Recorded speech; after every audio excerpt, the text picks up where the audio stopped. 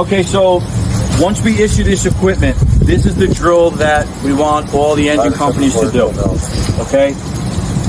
We have engine 7 turned off, all right? Engine 18 is pumping from a few lengths away so that we can talk and actually hear what's going on so the rig's not running.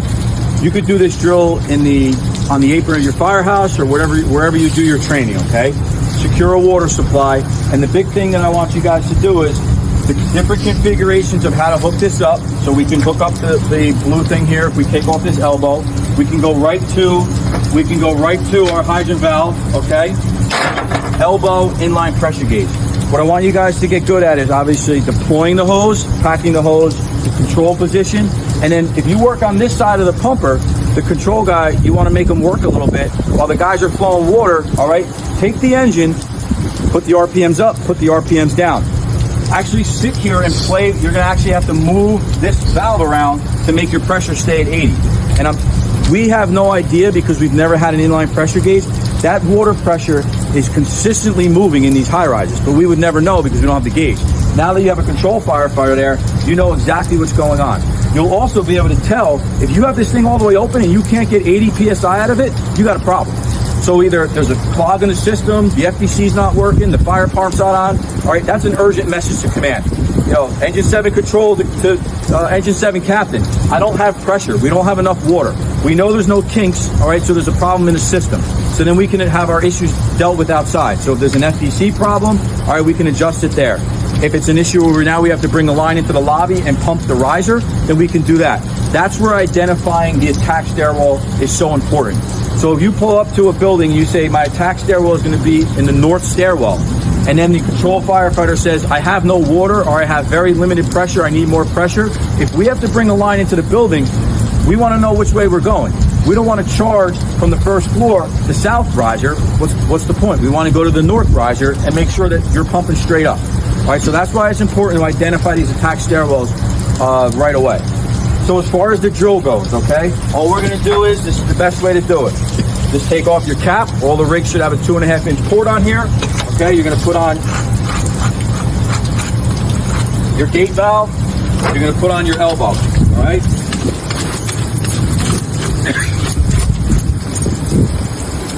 You're going to tell the pump operator, okay, charge, discharge 3. And before you do this, you're going to yell down the stairs. Water's coming, all right, so we don't blast anybody with the dirty water and debris coming out. As they turn on discharge 3, okay, we're going to slowly close this until it closes down all the way. All right, so that flushes the system and it turns on the fire pumps. The next thing we're going to do is put on our inline gauge.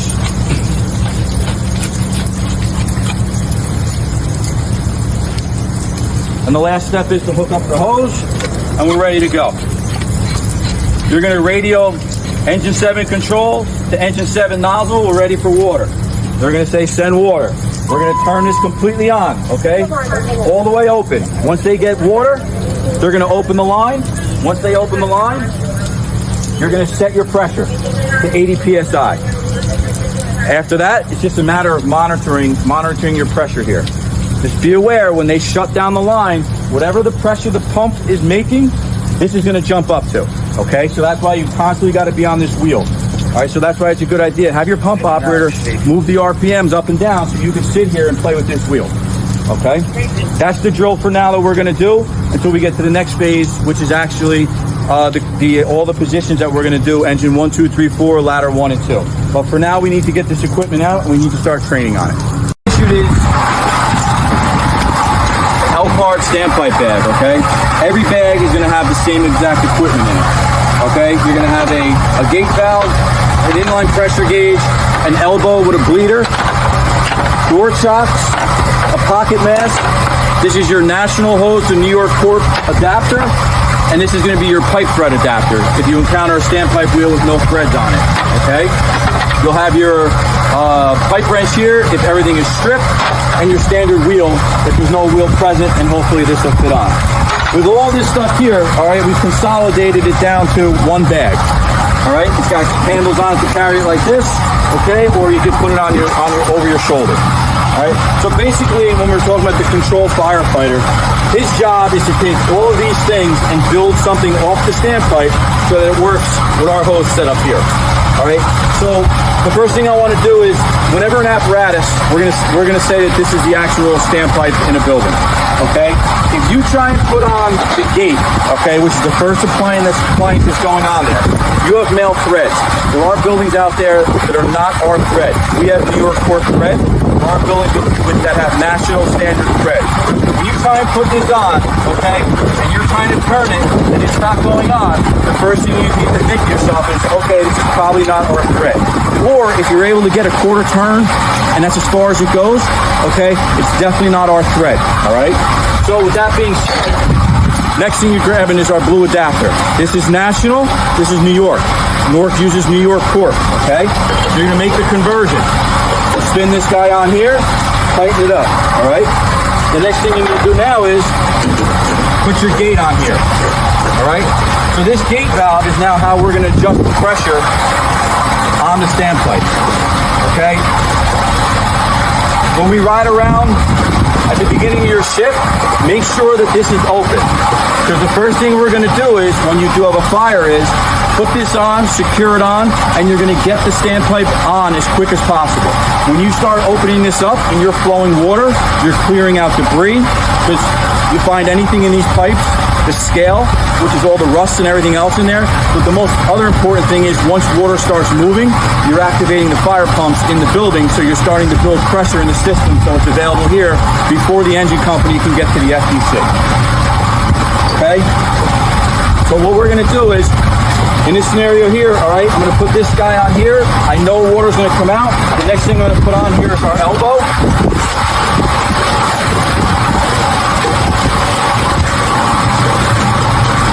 Danny, this is where you at? Who's driving? All right, right rear discharge. Now the big thing is, guys, water's gonna come out of here, all right?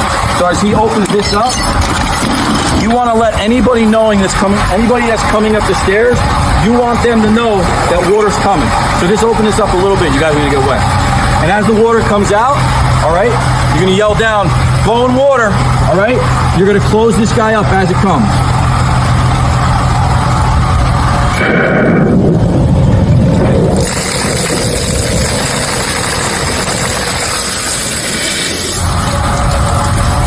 All right, now we have a little leak. So we have our spanner wrenches. We got the 2 spanner wrenches to tighten everything down.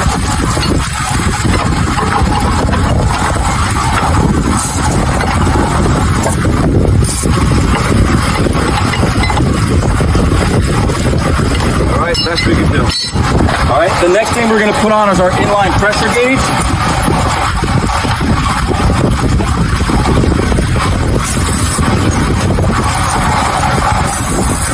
And the last part is the hose.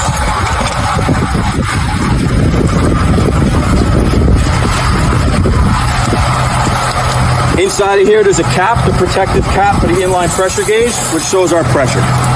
Okay, so we're ready to flow water now. But before we can enter the fire apartment, all right, we have to set our pressure. The operating pressure is 80 PSI, okay? So what we need to do is, on the radio, I'm gonna be identified as Engine 7 Control to Engine 7 Captain. I'm hooked up, and I'm ready to send water. Once the nozzle team is ready to go, okay, they're gonna respond back, send water. We're gonna charge the line. I'm gonna turn this all the way open. They're gonna keep the line closed until we're all the way open, okay? And I'm gonna radio back, it's fully open.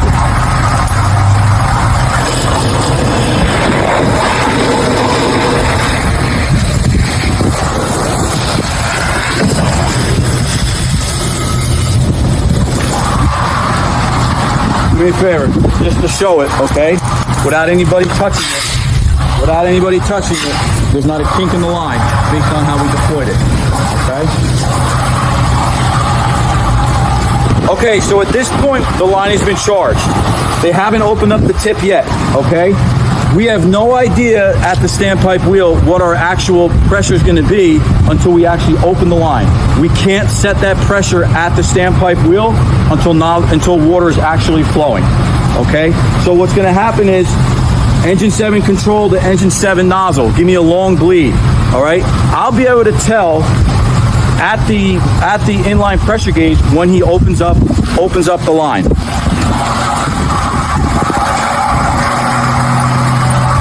So currently, come in a little closer. Currently, we're showing 150 psi. Okay, that's what's static pressure that's in the system right now. Engine 7 control to engine 7 nozzle. Give me a long bleed. So now that it jumped down, I know exactly where we're at. Keep it on. All right. So from here, I want 80 pounds. So all I'm doing right now is I'm lowering this down to 80 pounds, and we're set. Engine 7 control to engine 7 nozzle, pressure set.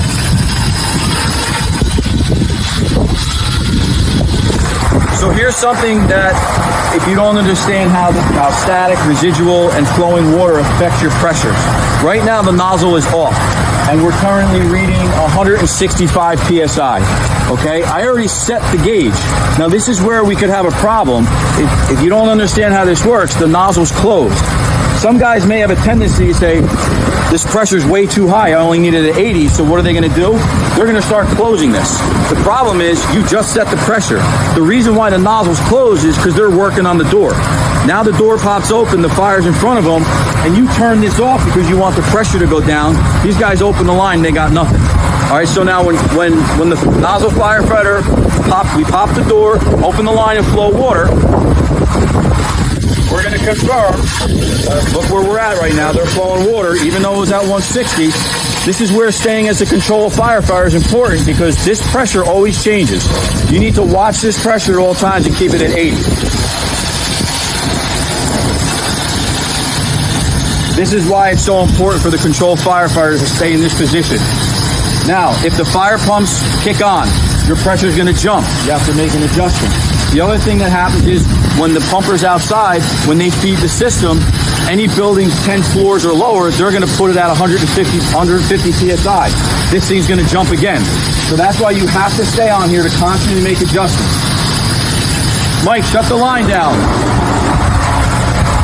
A good control firefighter, you can always tell when they shut the line down, because this is going to jump up to whatever the pressure is here. Once he opens the line back up, open the line up, it's going to go back down to water in motion. So it's going to go right back to where you're at here, where you set it, at 80 psi. Okay, so what we're going to do is, this is the bleeder on the elbow here. All right, and the goal is to always have the bleeder past your gate valve here.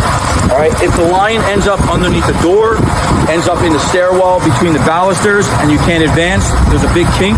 All right, what we could do now is, instead of shutting the whole system down, we're going to have an urgent message to the nozzle. You got a problem, you got a kink in the line, it's stuck under the door. Well, before we had this, they're operating on the floor below. There's no way to drain this line. We have to shut this off, okay? Even if you shut it off at the nozzle, because they're above you, the water's flowing back. Now what we can do is, we can shut this down real quick. We can open this bleeder.